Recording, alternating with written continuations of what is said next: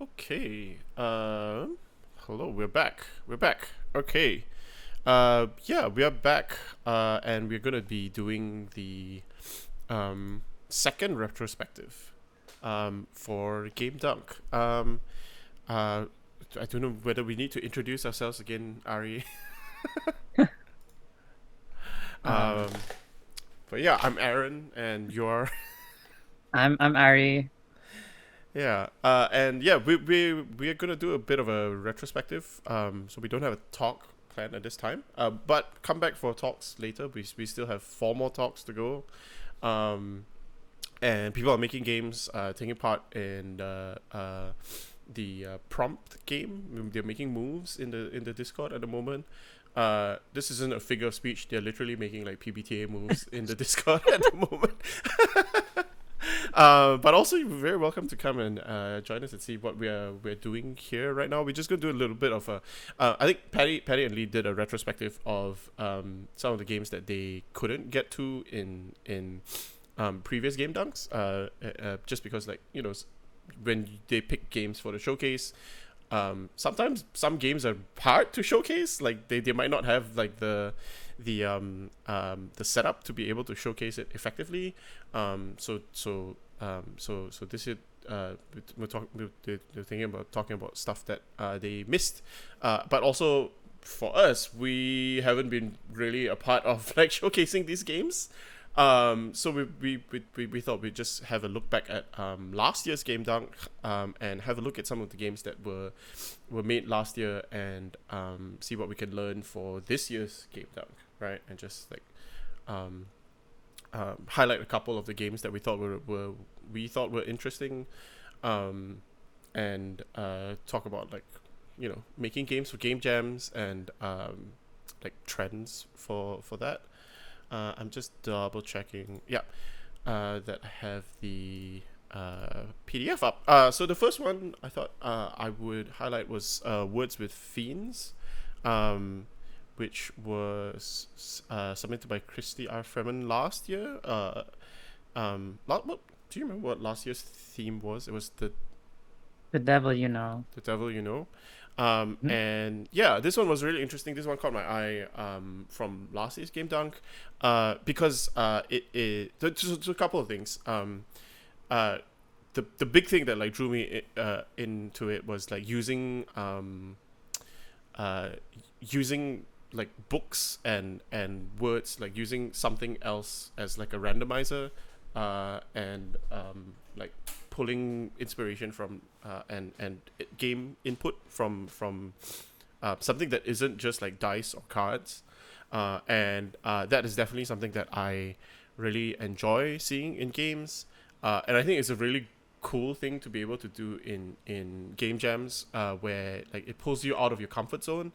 Like we were talking about this Ari before we started, right? Like it's almost like not the next best thing, but it's like it is like having a co-designer, or just having a restriction that like pushes you to um, like work outside your comfort zone, right? Like a game jam is a really good format for that, and especially if you tend to work with like bigger games, or not even tend to work, like if right now I find myself in a situation where like I've been working on a big game for a while, and like looking at like the themes from Game Dunk, I'm like really excited. Like I don't know whether I'll be able to finish a game for the game jam actually, but I am like really excited to start thinking about like making small games again, and like trying different things with that.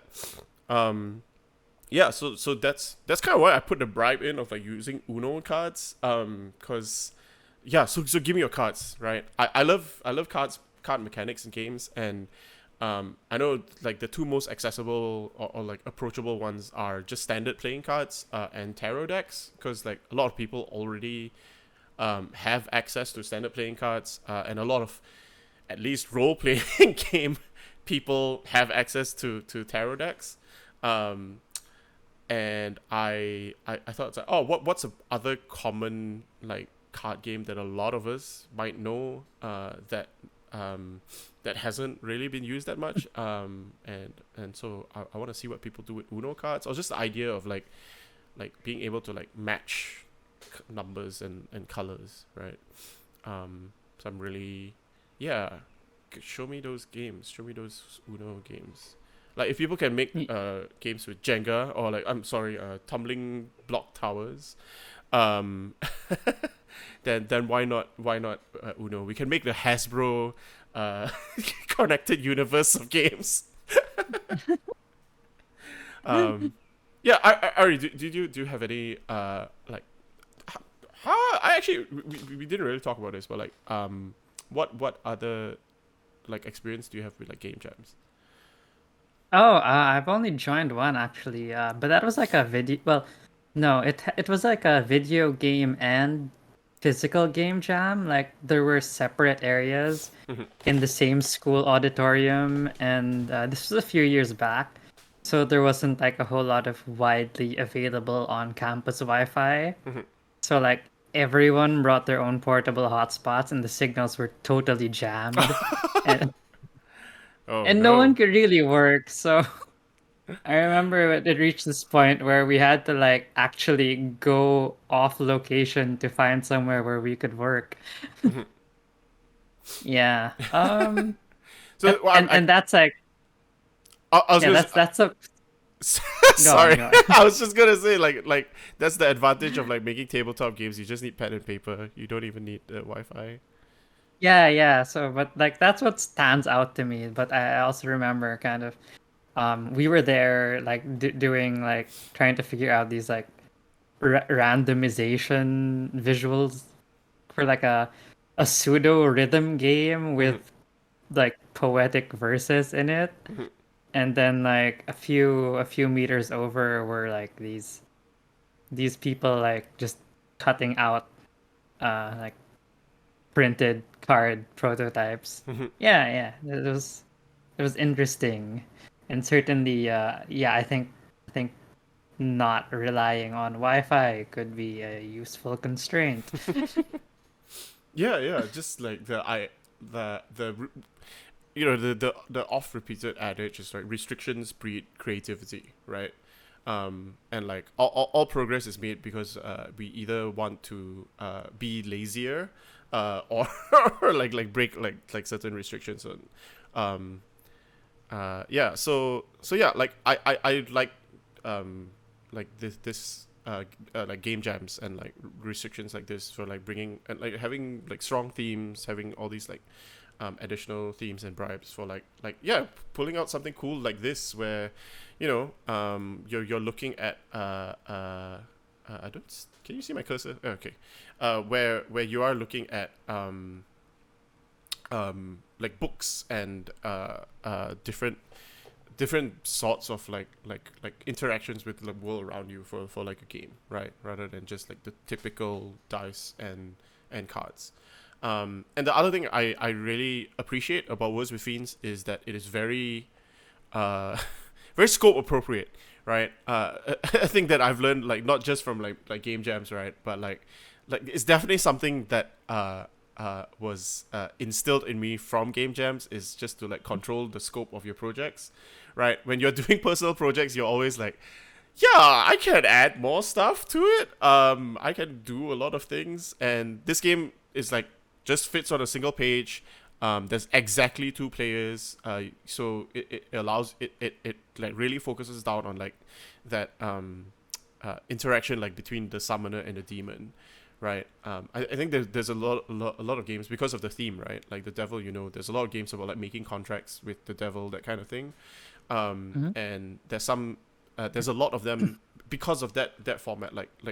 Um, uh, I think there was another duet game, or at least a couple of duet games. Yeah. Yeah, and like being able to like have that to just focus down the scope of the game and really, um, you know, then you don't need to worry about like, hey, how does this play with three players? How does this play when there's four players, right? How do you swing the spotlight around if it's a multiplayer game?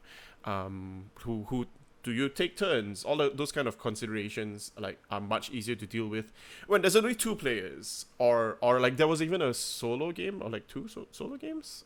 Sometimes, but like I mean, solo design comes with its own Mm-hmm. restrictions and things as well. But yeah, I really appreciated this game because of like to me it feels like a very like neat distillation of what game jams can do, which is like encourage this sort of having the restrictions that encourage this sort of experimentation, and also like learning about like scope and like finishing small discrete things, right? Like, hey, you just fits on a page, and it just like has like the a very clear interaction between two players, and it still can do a lot with that, right? Like there's you can create um your players with like a a strong kind of aesthetic and like idea with like different like like the summoner has different stats, so to speak, right? You have pain and glory, and like the demon has that domain and feelings, right? You can do really interesting things with that asymmetry, and not having to like worry about like having multiple players in there. So yeah, I really this is the one that I really enjoyed from last year. um yeah. Did you had one that you wanted to talk about, or did you want to have anything that you want to talk about for this one? Oh, for this one, not much specifically. I Mhm, did find it a nice use of, mhm, like the all the books that most gamers would have invariably lying around the room. mhm. Yeah, imagine playing this with like another RPG rulebook. Yep, just throwing them at each other. Yeah, yeah. Okay, do you want to go with yours then? I gotta switch this to Oh, sure. here. Is it showing up? Yeah. Yes. Yes, it's showing up. All right. So yeah, the road to hell. I guess before I get into that, I did want to talk about kind of the some general observations from the some of the like showcased submissions last year, which is that well, found it interesting that we had a couple. There were a couple of games that were about, like kind of going on this fixed journey. Like you've got Road to Hell, which is kind of a literal journey from somewhere on the fringes of hell towards the throne room. You've got Angel of West Texas, which is like, all right, you've been sent to the past. Now find this angel, and you're more or less cutting a direct path to it. It's like no side quests or whatever. Then you've also got Breaking Serenity, which is another journey towards a divine figure. In this case, a devil to undo an angel's mixed blessing, you could say. Um, and there's this sense, I don't know if it came up because of like maybe another talk last year or like a bribe, but there's this sense of an emphasis on time. It might be because of the Poe poem about the Mm. city that never changes. Um, but yeah, I did get the sense of games designed around how time is passing, which I think is maybe an alternative to a lot of how I see games typically designed. Like a lot of games are designed as conditions. Like you got like PBTA moves. Like whenever you do something and this effect happens, you've got the trad or OSR games. They're like when you wanna do something in the fiction, then roll a stat check, or if you pull this move, ability, whatnot, then something happens in the fiction. But here, you've got kind of this framework for like, all right, you're gonna play a game. There's gonna be a game session, and here's how it's gonna be structured. And there's this sense of like, yeah, you're playing a game to pass the time, and we're just giving you a framework for how to pass it. And there's not a whole lot of like, I don't know how to put it exactly. It's just this different way of dealing with it, like there is an objective. You're gonna reach an ending at some point, but there's less of an emphasis on, all right, it's it's less this is a toolkit to tell your own stories in this universe or this setting or this genre. It is all right. Here's your scenario. You're gonna spend some time on it, and you're Mm-hmm. gonna hopefully enjoy it. And I think building on what you said, that's a great way to control the scope of the game.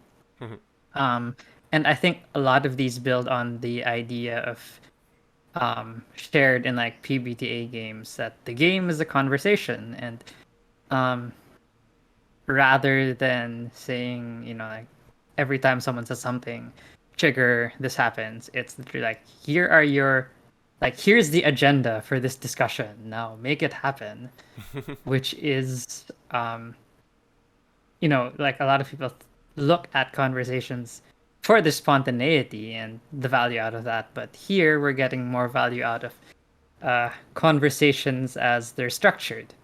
Mm-hmm. And I think the road to hell is an interesting take on this because, as opposed to, say, Words with Fiends, which all fits on one page, this one's kind of um, more involved. It's pretty long as far as a jam game goes, 10 Yeah, pages. 10 pages.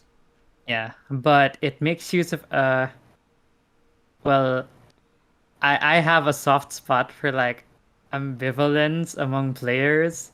When you don't know who you can trust, so you're always hedging your bets. Mm-hmm. And this game builds on like the like mafia or werewolf, whatever you call it, kind of gameplay where like there might be a traitor among you. In some games it's assured. In this one it doesn't seem to be Mm-hmm. because there might be demons among you, but there also might not. But that possibility is enough to keep you on edge. And it leads to this thing where, because the game is all about um, going on a journey, right? And each stop, you have to discuss some aspect about hell and its future. And your goal is to draft a statement that will be kind of ratified to determine what hell looks like in the end. Mm-hmm. So at each junction, you've got the one objective is making sure that the other players kind of vote for a statement that you're okay with. But your other objective, which is the long game, is convincing the non-demons that you are a non-demon, whether or not it's true. And what happens as you go along is that, every player is reading into everyone kind of like, on the one hand, are they useful for me getting my resolutions passed? And at the same time, I guess I kind of reading into them with the worst faith possible. Like, everyone is probably a demon, and I have to assume that, anything they say that seems just a bit off is like a sign that they're not looking out for the mortals in hell. Mm-hmm. Which I think is like, in just this subtle way, it's a great way to confine the scope while Mm-hmm. allowing for a lot of dynamism. And with this game and like kind of the other games that focus on journeys, I'm kind of put in this frame of mind of like, well, maybe it's not like the best like point of reference now, but like if you're on like say a road trip and like everyone's stuck in the car, and Mm-hmm. you don't just want to like kind of vibe to whoever's got the playlist control. Like, what if you come up with the game that's literally like, all right, we're all stuck on this journey together, how are we gonna pass the time? Mm-hmm. And you come up with rules like, I guess on the bottom end of simplicity, you have games like Punch Buggy, where you see like a Volkswagen Beetle and you punch someone. Mm-hmm. Um, and then on the other hand, you could go more complex like these. Like, all right, each stop we take, we're gonna be discussing something, and we're gonna ratify a statement, and at the end, we're gonna decide who are actually not on our side. Um, and I don't know if it's especially helpful, but if you're designing an RPG, you could probably take that as a starting point. Like, if I had to design a game that we could all play while we were on a road trip, Mm-hmm. like, and suddenly you're like, you've got these constraints, like, all right, we can't roll dice because they're gonna fall all over the place. We can hold cards, but we can't play them into a common area, and Mm-hmm. it's like you get this. I guess it's this new prompt, which is just like you want to pass the time and in an entertaining way, Mm-hmm. and you also have to rely on, just everyone contributing something to the conversation. Yeah, Um, it's interesting you bring it up because like earlier when we were talking in the intro, you mentioned Canterbury Tales as well, right? mhm. Like Yeah, yeah. and that competition or game of like trying to like tell the most interesting story. Um, like so this is like a really old tradition, right? It's not just a road trip thing. It's just Yeah. yeah, whenever you're stuck with people. Yeah, hell is other people. Hmm. Yeah. Oh, yeah. So yeah, this is kind of what I enjoyed about Mm-hmm. this one. I'd also like to shout out the illustrations and these little kind of pencil drawings. They're simple, but they add a lot of character. Mm-hmm. Yeah, yeah. You don't need to like have a very fancy layout or artwork for your game jam game. You can just put some little doodles in. It adds a lot of character. Yeah. Um, and yeah, I think like Lee and Patty were talking about this earlier as well. It's like, you know, you don't need fancy like maps. You can just make something in Google. This looks like it was made in Word. Just using the drawing tools in there to make your map. Um, Yeah. yeah. No, I really enjoyed this one as well because Ha like ha oh no. ha! It's our stream now. Hacking, counter hacking, double triple hacking. Like, oh, No, what a wonderful little stream this has been. And we're back in control ish. Oh no. we're taking it back. We're taking it back. All Ah, right. All right. Just from a technical point of view, you'll need to re Yeah, post yeah. the stream. No, no, Yeah. it's like this. It's all right, dude. It's like we're really sticking to the bit anyway. All right. I apparently can't. I think you need to stop before I Yeah, can yeah, yeah, start. yeah. All right, hack the button.